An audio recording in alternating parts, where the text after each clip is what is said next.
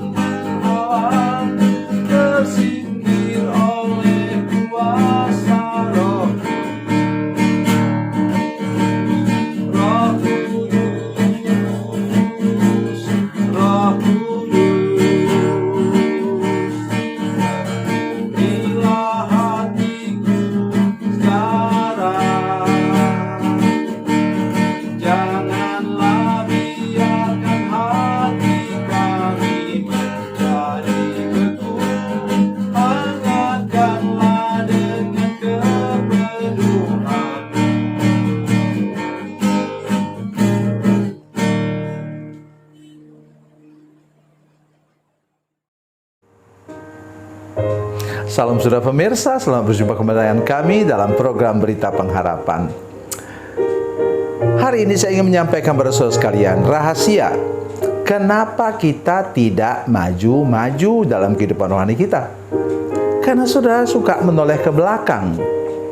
Hari ini saya ingin menyampaikan kepada saudara sekalian ayat firman Tuhan yang melarang kita untuk menoleh ke belakang, tapi bukan hanya berjalan menuju ke depan, tetapi berlari menuju ke depan, ke masa depan. Mari kita berdoa sebelum kita lebih jauh mendengarkan firman Tuhan ini. Bapa, dalam nama Yesus, terima kasih Tuhan untuk kebenaran firman Tuhan yang akan kami dengar sebentar. Buka akal pikiran kami, Roh Kudus, tolong semua pemirsa yang sedang menyaksikan program ini, seluruh jemaat yang sedang menyaksikan program ini, lawat kami semua Tuhan, jamah hati kami, dan buat kami sekarang benar-benar fokus ke masa depan dengan pengharapan, dengan iman, dengan bertujuan supaya hidup kami tidak terus berada di tempat, berlari di tempat, tetapi kami benar-benar sekarang menuju ke masa depan yang penuh harapan. Terima kasih Tuhan, terpujilah namamu. Kami mengucap syukur dalam nama Yesus. Haleluya, amin. Saudara pemirsa, mari kita membaca Alkitab kita dari Perjanjian Baru.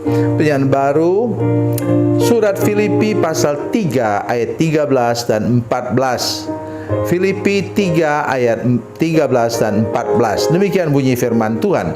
Saudara-saudara, aku sendiri tidak menganggap bahwa aku telah menangkapnya.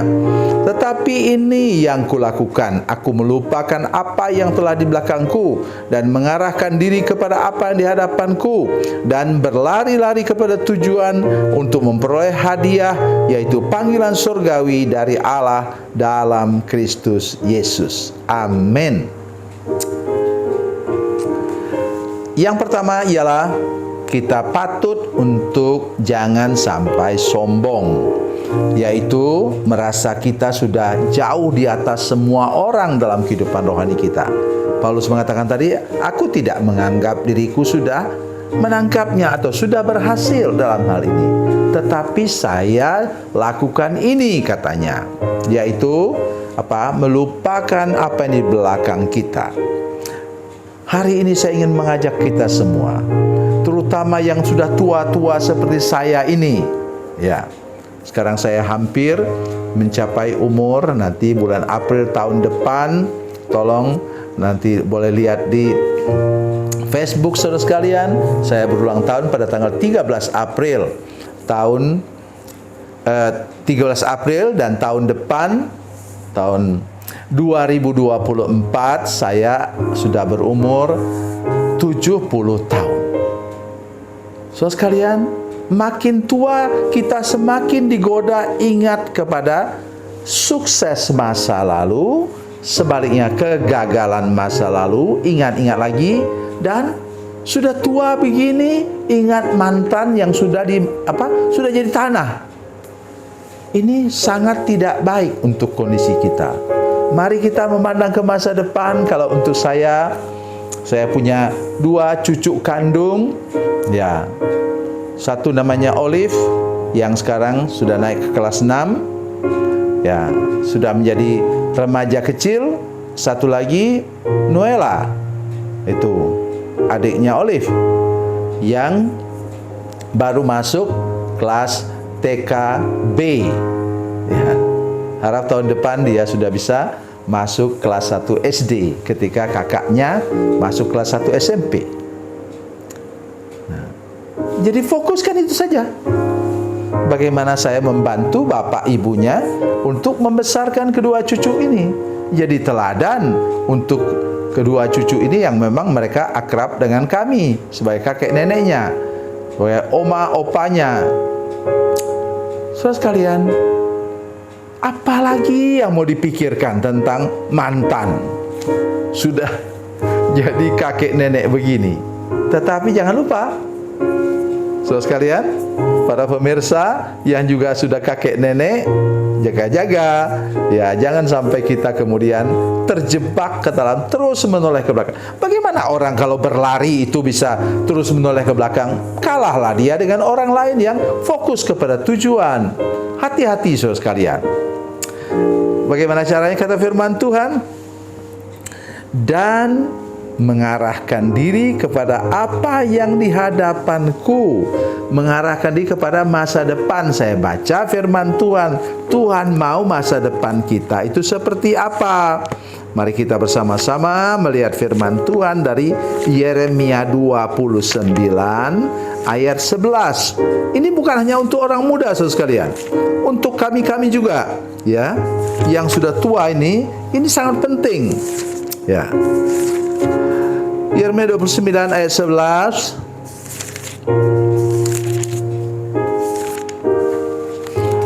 Demikian bunyi firman Tuhan.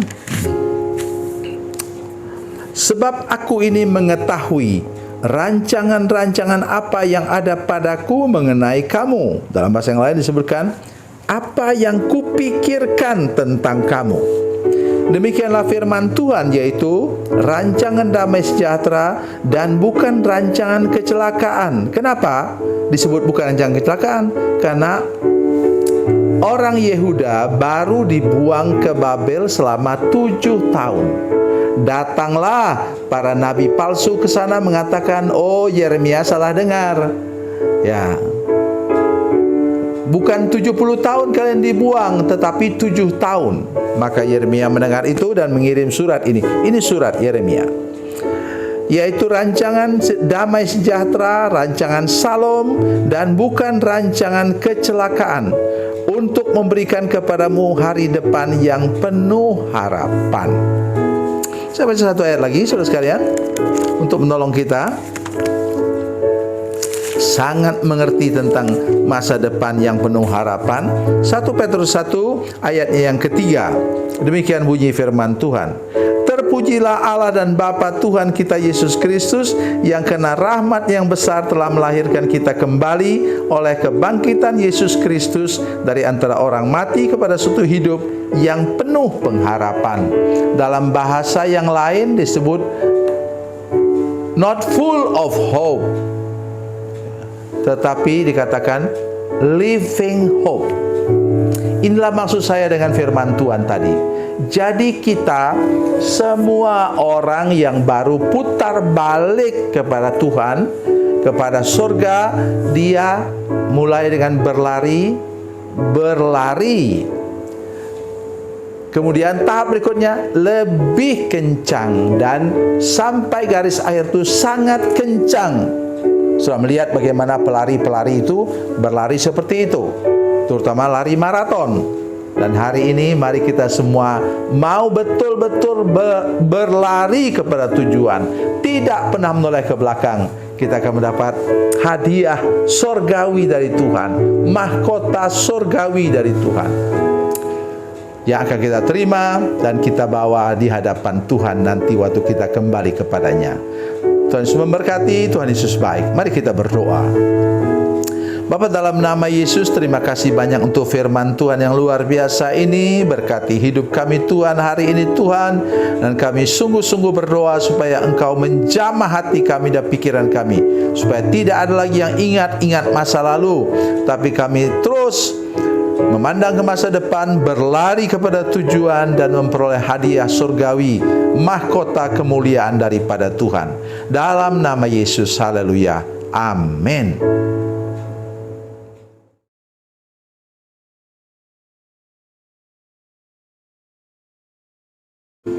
Salam saudara pemirsa, mengakhiri program ini saya mohon kepada saudara-saudara pemirsa sekalian untuk, bila saudara menyaksikan program ini melalui channel YouTube, maka tekan subscribe dan bunyikan lonceng. Dan bila saudara menyaksikan program ini melalui channel Facebook, tolong saudara-saudara sekalian tekan like dan juga komen. Dan demikian pula bila sudah menyaksikan program Makanan Bergizi hari ini yang tertulis, maka tekan yang sama juga, tekan like dan tekan komen. Dan tolong saudara-saudara sekalian untuk membagikan program ini, share program ini di channel saudara-saudara sekalian, supaya lebih banyak lagi orang diberkati melalui program ini. Tuhan Yesus memberkati, Tuhan Yesus baik.